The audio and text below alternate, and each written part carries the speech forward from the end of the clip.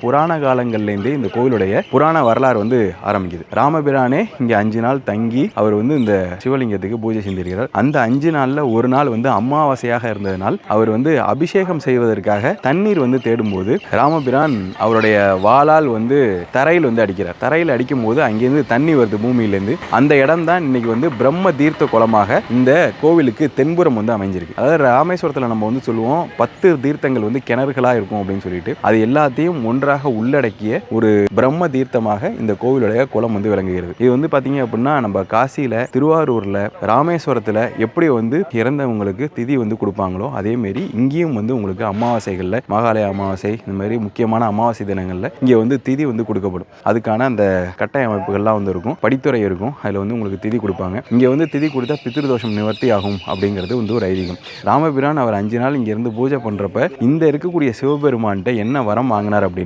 இங்க வந்து வேண்டிக்கிற எல்லாருக்கும் பித்ரு தோஷமும் பிரம்மகத்தி தோஷமும் வந்து விலக வேணும் அப்படிங்கிற வரத்தை வந்து அவர் பெற்றதாகவும், அதனால் இங்க வரக்கூடிய பக்தர்களுக்கு உங்களுக்கு பித்ரு தோஷமும் பிரம்மகத்தி தோஷமும் விலகிறது அப்படிங்கிறது வந்து ஐதீகம்.